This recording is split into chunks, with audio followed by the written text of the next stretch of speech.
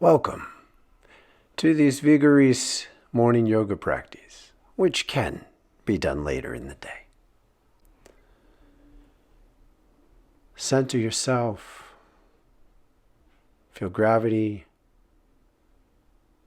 Find your breath. And breathe energy up into your body.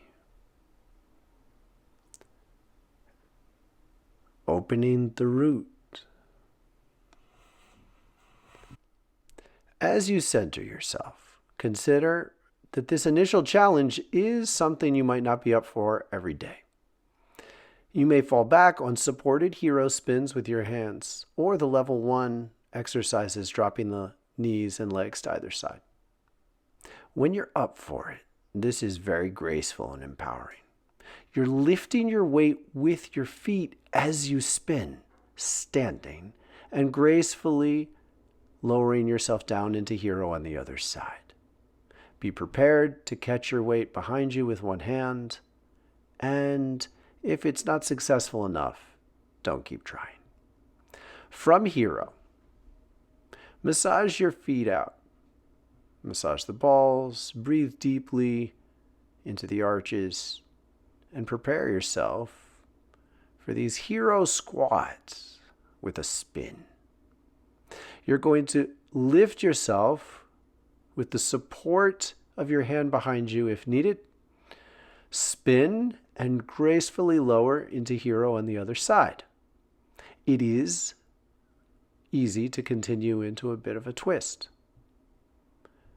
Then lift again, lower, spin. Be prepared to use your hand behind you if needed. Exhale down, inhale up, and continue a little bit of a twist each time down. As you spin, you're aiming to be as graceful as possible, feeling the shift in weight both as you rotate and you rise, and then rotate and then lower. Be particularly aware as you lower yourself at the end, slow it down so you can gracefully place one leg under the other. Then rest into hero and open these hips. 5 on each side is wonderful. Taking an extra breath in the twists may be ideal. For many reasons, it's beneficial to memorize this practice and follow it at your own pace. Standing all the way up is not necessary. There's an added benefit to it. And there's a great benefit in learning to lower yourself gracefully at the end with your weight on the feet as you return to hero each time. That twist at the end should be on an exhale. And you can take an added breath, lifting your spine and going a little deeper into the twist, if that is available to you. Finally, opening the hips this deeply by bearing weight on them as they spin really frees you up for the rest of the practice. Ready and open.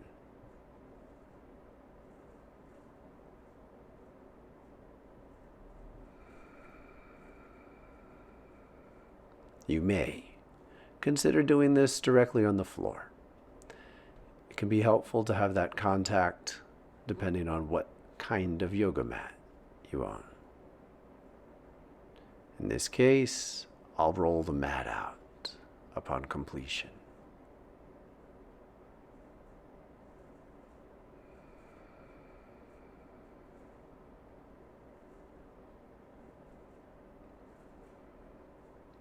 After each of these, take a pause, breathe. You're done with that set, and learn to take the break you need, certainly up to a minute. You want to be building your heart rate, and then give yourself rest to breathe the energy and the heat into your body when you're done. Butterfly leans. So you're going to put your legs straight out rotate them out with the feet all the way up the hips, pull into butterfly. You may go back and forth. When you go back, you're inhaling, opening your chest. Then push yourself forward till the edges of your feet bear your weight, and your weight presses down to open your hips. This is half a breath on each exercise, each bend.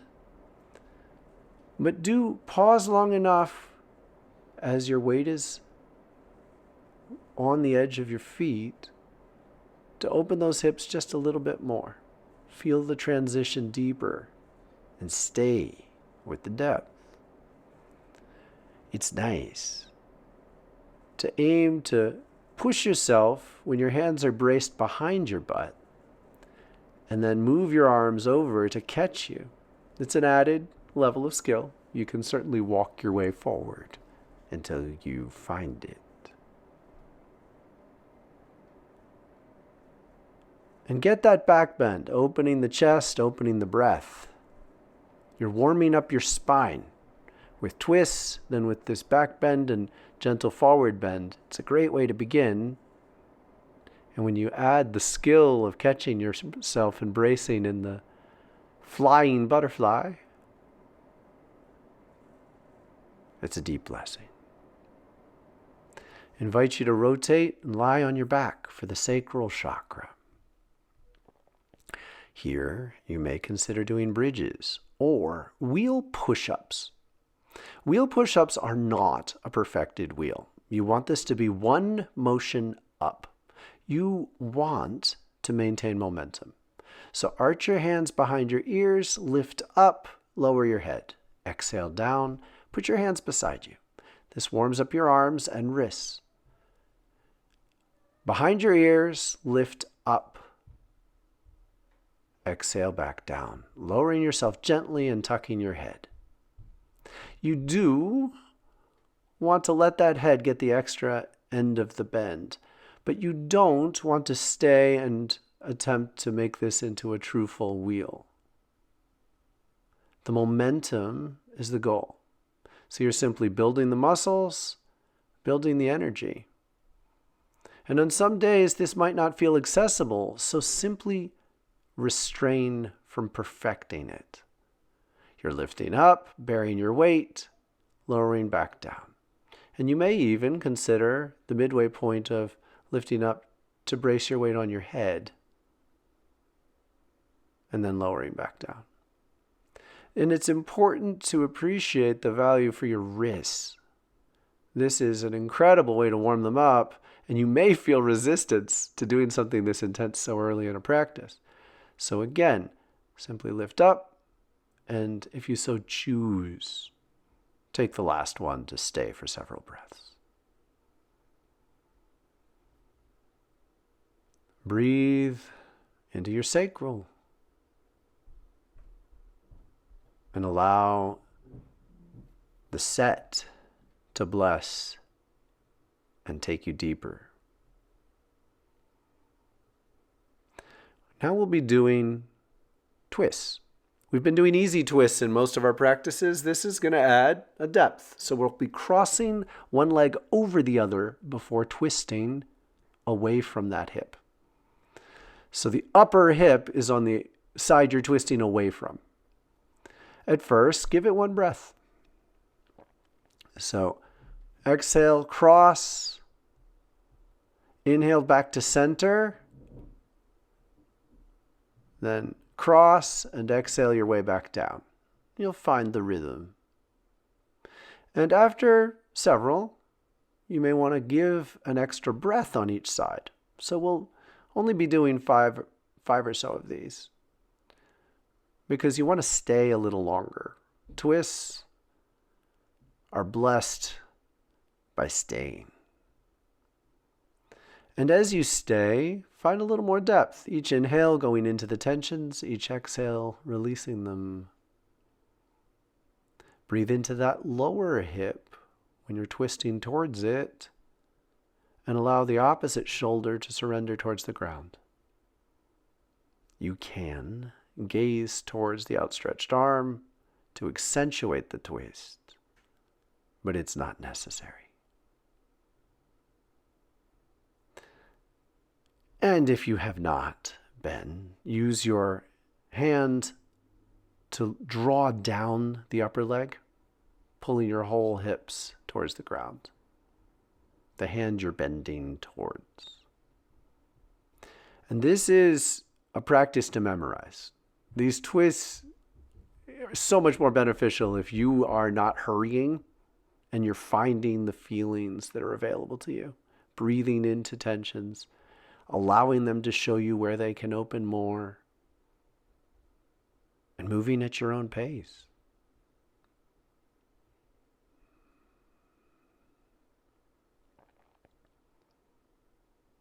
Yet again, this may be a set where you might want to fall back on the easy twist some days.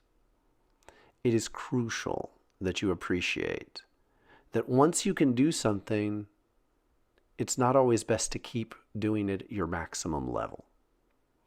When the goal is to do the practice and you give yourself permission to use a gentler exercise in one set or even the whole practice, you're much more likely to maintain your discipline.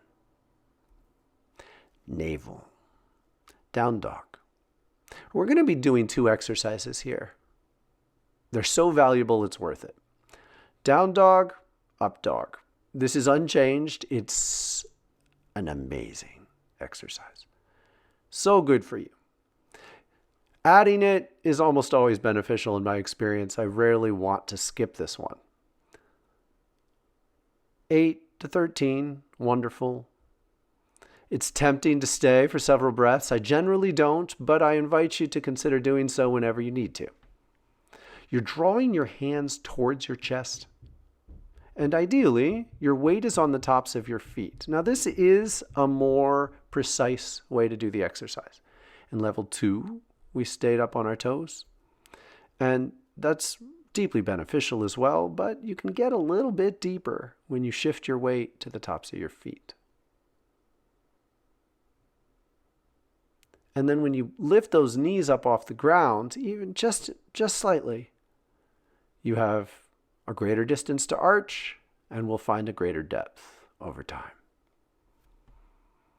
In that down dog, you're seeking to wrap the shoulders, lengthening and straightening the spine, and you're activating above the knee to straighten those legs just a little bit more. It's perfectly fine to shift towards cobra, meaning you're going to let your knees stay on the ground. Not as deep a move, but if that's what's calling you, allow it.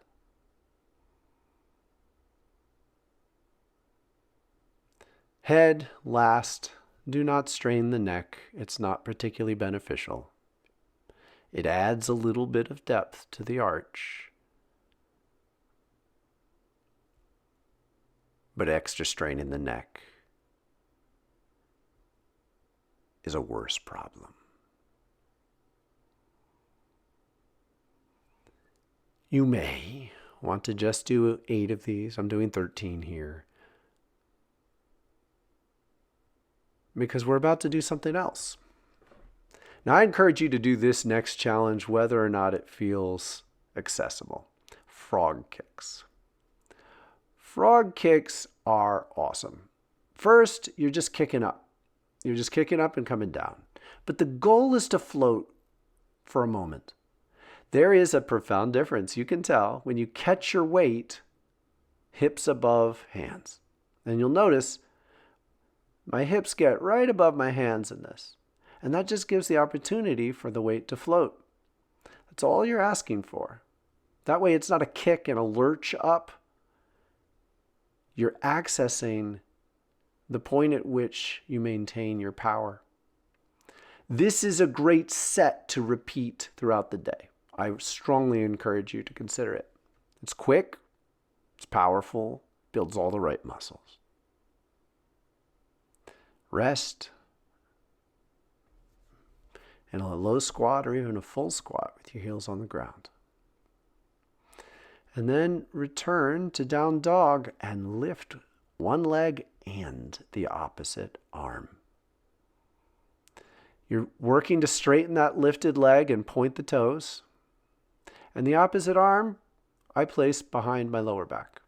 So just lift it off the ground fully so your weight is entirely channeled through the one arm that remains grounded.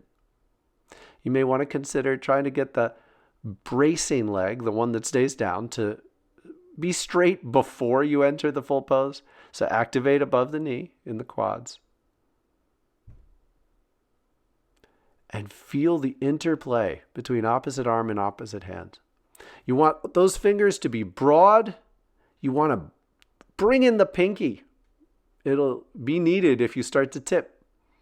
And watch yourself in all of these exercises. Watch each repetition and see how you can be more graceful and go a little deeper with fluid effort.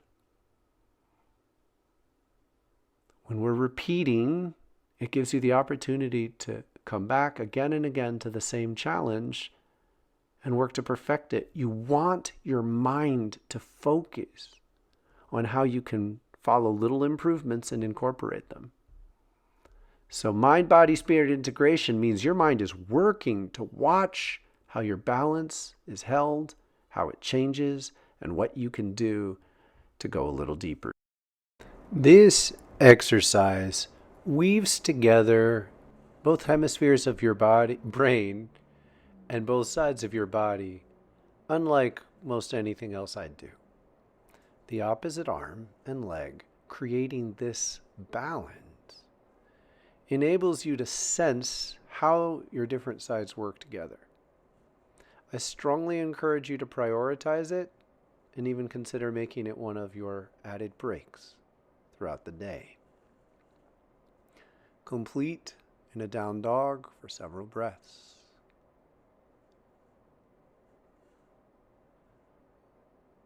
And then move to the floor, lie on your back, hug your knees, preparing for bicycles for the solar plexus. The effort is from your solar plexus. You're going to feel balance. Your head is resting, not lurching. Your back stays leaning a little back. And you're reaching opposite elbow to opposite knee while you extend your toes. Exhale from each touch, elbow to knee. Find a rhythm and maintain very focused on this balance point around your solar plexus. So you're rotating around it. Feel the rhythm and honor it as you switch from left to right. This exercise is phenomenal. I never get tired of it. I often am a little scared of it. I strongly encourage you to vacillate between your levels. I'm aiming for 55 on each side this time. I encourage you to let yourself sometimes drop down from 34 to 21 or wherever you may be, because it is so intense that some days it's important not to push it. Be deeply in tune with the subtleties of this. So you're feeling your balance around this pivot point in the solar plexus. There should be as much awareness above this point and below it, working in tandem. Feel the nuances. So how can you make this a little easier? Often by going deeper. Bring in the muscles that maybe are not supporting you and spread out the work from whichever muscles you might have gravitated too much towards. Exploring this theme in every exercise is valuable, and it is a great place in these bicycles to discover how amazing it is that your body can often give you more support in muscles that have not been working. Now, when you're done, hug your knees in again. Feel this fire. Breathe it in. You need to get to the fire. So I strongly encourage you to stick with your goals in the natural numbers, 21, 34, wherever you may be. If you Go for it and hold it. You're going to have this fire at the end. Then rest. This phase is critical. Breathe it into your body. I strongly encourage you to do them twice a week, 3 times after this practice. So 4 times in the day. Spread them out as much as you want, but you want to feel this fire. This fire is irreplaceable. Now you're going to rest until you're ready for boats. There are 2 ways to do this. One is just with your hands, fingers pointed towards the toes. Another is with your hands behind your head, yet again, like the bicycles. But it's much harder when you're doing the boat. So this is more ab work, and if you rest as little as we just did, it should be difficult. Now I can do many more of these than I'm going to do this time, but by following up the bicycle set with these quite quickly, you're really challenging yourself. You're aiming for the balance point in the boat. You got to hold it. Get that control. No lurching. The effort to get into the boat and then stabilize it without any help from your other limbs is much more work on your core and puts it into a functional strength. This will translate into how you move throughout the day. Hold it for several breaths and then turn around and move towards child's pose. So come down with grace. Touch the big toes, open the knees, draw in the abdomen, rest. We're getting ready for the heart exercises. Breathe consciously and prepare yourself. Now we're going to be adding something. It's a tucked planche push-up. And we're going to show 2 versions of this because they will be accessible if you work, but the first version, you have to be at peace with the first way to do this for a while before you'll have strength to do the second. So up into camel on an inhale. You draw the knees slightly closer, hands behind your back, fingers down. Then exhale down to child's and lift yourself up on your hands. This is a tucked planche and it'll feel a bit like a hop at first. You're engaging your core, which you've just worked hard, so you'll feel it. And this will put you in a position where you have to learn how to find balance.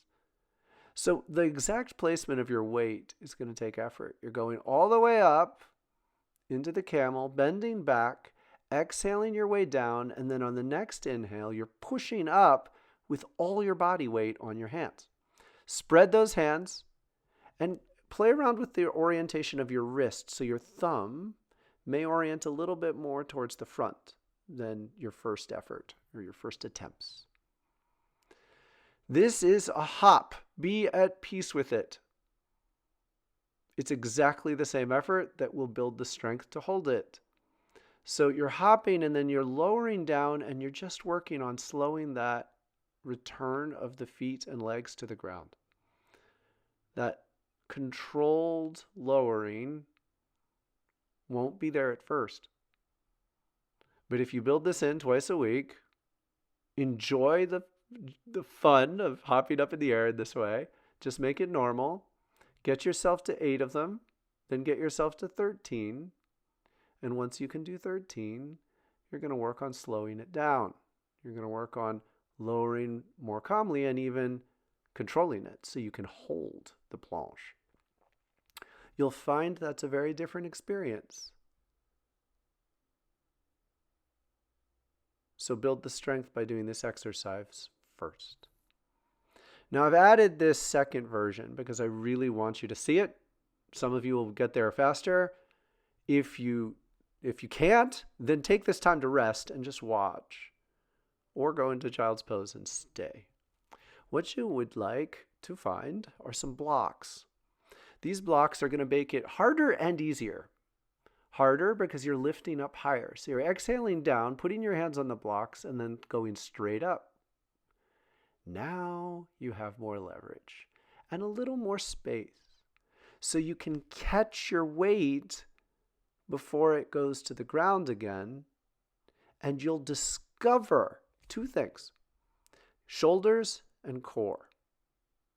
Your shoulders are going to do what's called plonging, which means they're rounding. That rounding is extending the length and uniting their strength behind your heart. Once you feel this, you'll be able to find it again. And that's the same strength that will enable you to stay once you include the core. So you're also going to learn to feel the core and learn to practice holding this position for 8 seconds at first. When you hold it, you'll know exactly which muscles are doing the work, and it'll make your repetitions easier. Complete in a child's pose. If you're there already, or return there now, breathe into child's pose and be grateful for what you've given yourself. Open the back of your heart. Breathe into it. And feel the love, the energy as an expression of love that you're giving yourself in the world. Now, prepare for lunges. There are 2 levels of this, and we'll share them both. You may want to go back and forth. On your knees, inhale, put one foot in front of the other. Find your foundation, exhale it back. Alternate. Inhale forward, exhale back. Next time around, lean a little further in, and if you have it in you, raise your arms. You're leaning forward and opening that hip flexor. Other side. Keep repeating. And importantly, go deeper. So next time, see if you can lift your knee. Now, you might not get it. You might not get it till the last rep. You might not get it at all, but work towards it. So you are primarily feeling your weight a little further forward. Imagine you're standing on that front leg and the back leg is bracing you. And importantly, you're finding a fluid foundation within the rhythm of your practice. So you're not taking time to perfect. You're inhaling, placing, lifting. Arms up, exhale with grace, back down. We're going for 8 on both sides. And you're going to improve it. You want to pay every attention to the details. How do you place your front foot? How do you feel the back foot? Rotate your hip on the bent leg a little bit out so you can lengthen it and orient and ground the top of the back foot. And then give yourself several breaths on each side for a final repetition. Learning to feel how those legs really work together. Then exhale your way down and return to child's pose. Rest. This should tire you out. And I also hope it will show you that memorizing this practice will take you deeper, because you can learn to rest at exactly the rate you need. Lift yourself and turn around into staff pose. Then turn your feet down, plant your hands a little behind your hips, and begin tables. First couple, give yourself permission to adjust the placement of your feet, heels, even rotate those hands a bit out so the shoulders can open more. Inhaling up, drawing the thighs away from the heart, flattening the top of your body. Bring your head down last for a table. Spread those toes, grip the floor, and draw your weight away from your chest, allowing the spine to lengthen and the shoulders to open. Give this depth to your breath. Feel the interplay between the left and right side. And prepare to continue. We're really giving you a final challenge as you lift one arm on each side. So alternate. You're just going to go straight into it if you can. Alternating sides and shifting your weight from shoulder to shoulder. This is going to help you understand and unravel your biases. So you're really leaning into that grounded arm and letting the shoulder shift from one side to the other, shifting the priority, shifting the agency, and reaching back and finding that last little space as your neck leans back further and the shoulder gives you a little more openness. 8 on each side after 13 is quite a challenge. So give yourself 8 of the initial tables, maybe pause and rest before doing the alternating, but aim to do them right in a row as a challenge. And I find that you can even do this as a challenge for your endurance while at the same time using it as a bit of a cool down. So you're giving yourself permission to unwind as you lean from side to side and finally return to a table that you hold gently. Unravel any remaining tensions and then slowly lower yourself back to the mat.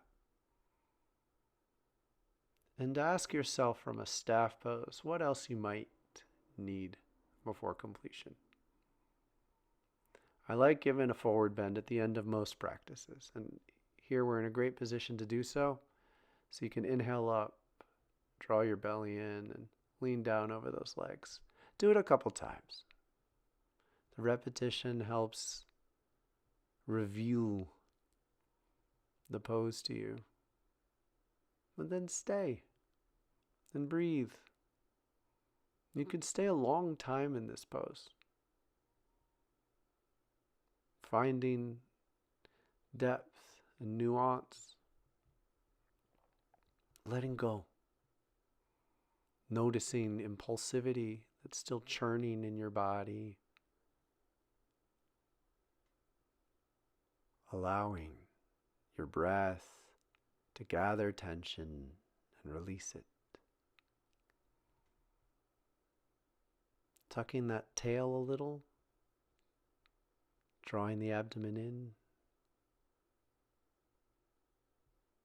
activating the quads to lengthen the legs, get them a little straighter.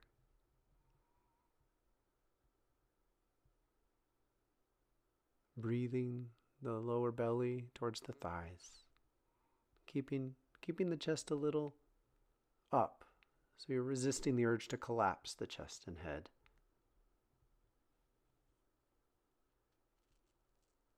And stay as long as you need to, and give yourself whatever else you may need. Some twists, side stretches.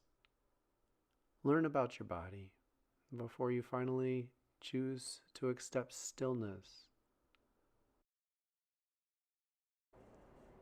Take this time to unwind. In presence, what matters most for the rest of your day.